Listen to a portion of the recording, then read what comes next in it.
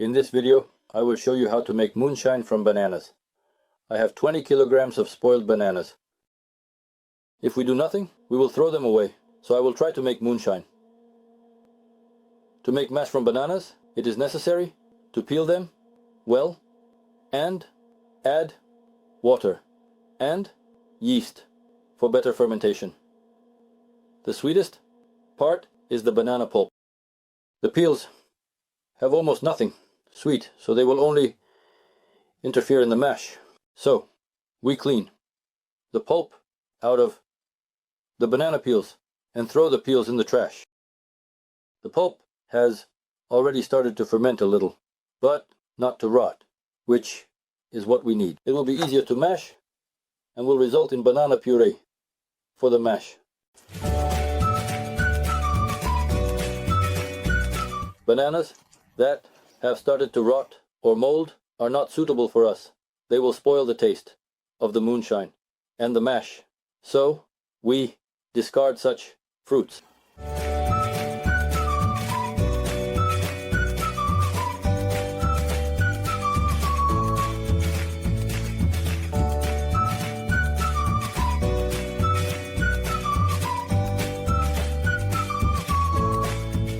Of course, there is a lot of waste, but inside the barrel, banana juice has even formed, which drips from the damaged fruit. We do not pour it out. It is also sweet and will contribute a lot.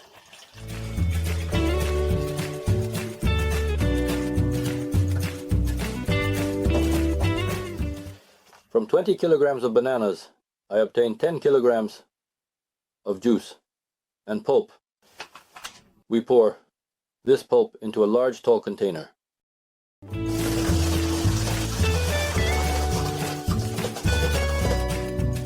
The fermentation container should be made of stainless steel or food-grade plastic to avoid oxidation and corrosion that occurs with other metals.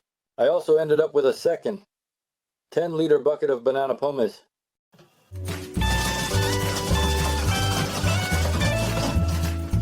This is what I ended up with. The banana mash is very similar in consistency to apricot mash and is quite liquid, so I will add as little water as possible because the bananas turned out to be watery. After that, I will take warm, settled tap water and add 2 kilo for every 10 liters of water. 1 kilogram of sugar. That is, for 1 kilogram of sugar, 5 liters of water, because I won't just add regular water to the mash.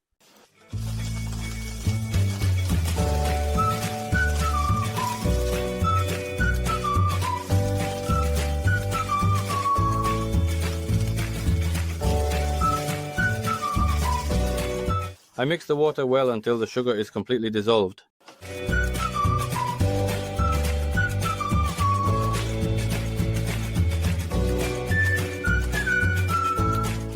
The sugar has dissolved and we pour it into the banana mash.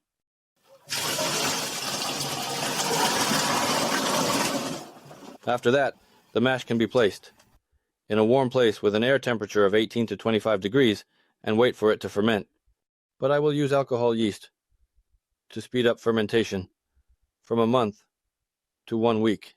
I will add 250 grams of this yeast to 30 liters of mash. Adding too much is also undesirable because the smell will then be more unpleasant, like moonshine, while we want to keep more of the banana note in this moonshine. We crush it well and wait for the complete dissolution of this yeast.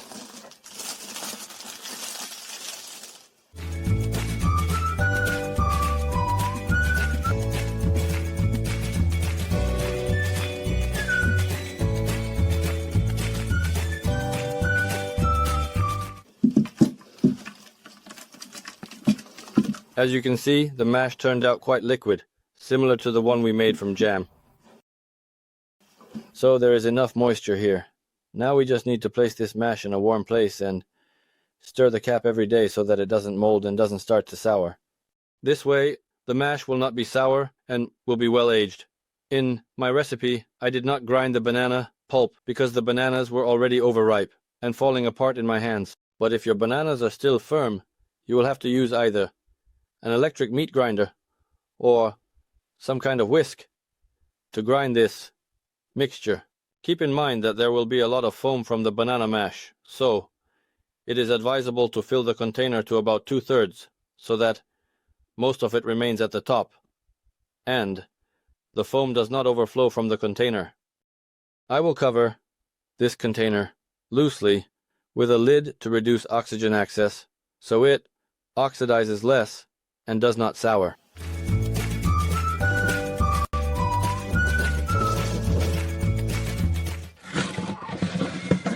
It is clear that the top is no longer rising.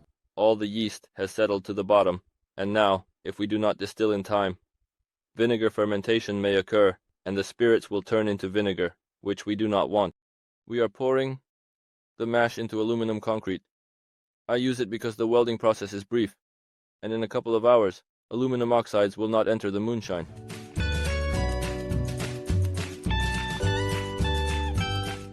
I do not filter the mash, because it is liquid enough and will not stick to the concrete at low heat. We cover the barrel with a lid.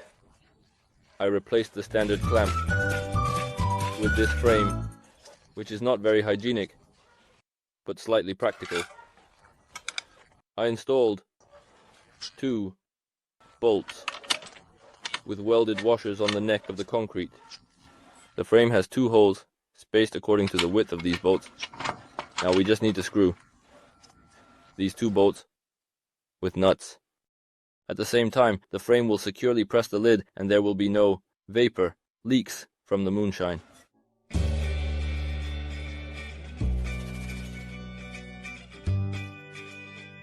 To check the tightness of the lid's fit, you need to blow into the outlet pipe.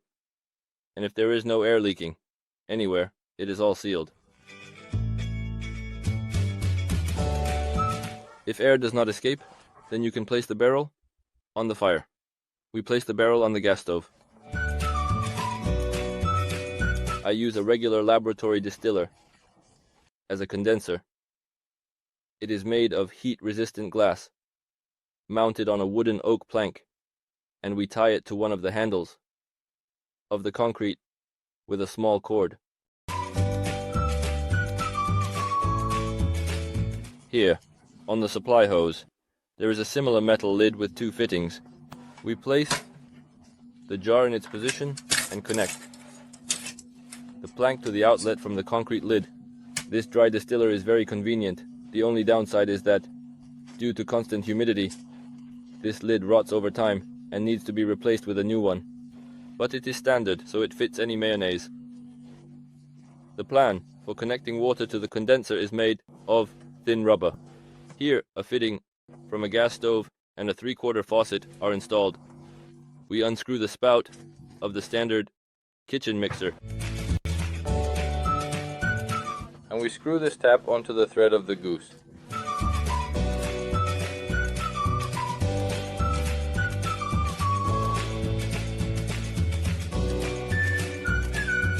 Now we turn on the cold water and check for leaks. The laboratory cooler is filled with cold water, and the excess is going into the sink.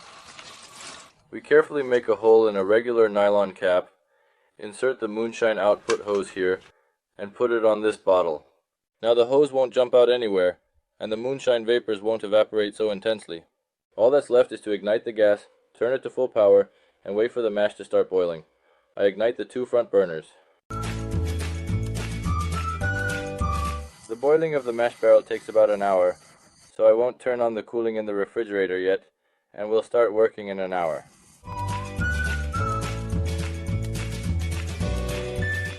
Here the mash has started boiling, and the first drops of moonshine are coming out. It is necessary to collect 10% of the total amount of moonshine. These will be the heads, and we take everything else up to 45 degrees. The strength of the first distillate is 70 degrees. It is strong, but it cannot be consumed. The smell is very sharp and unpleasant. It can be used for rubbing, or for igniting fires for grilling kebabs. I will not do a second distillation because the moonshine is fruity, and a second distillation would spoil the aroma. It won't be as pronounced. The strength of the moonshine is 60 degrees, which is normal. I will not filter the moonshine, but will dilute it to 45 degrees.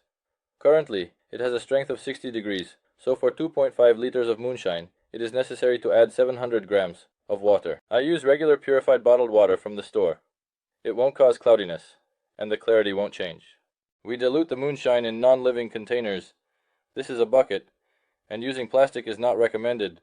First, pour a certain amount of water into the bucket, and after that, add the moonshine.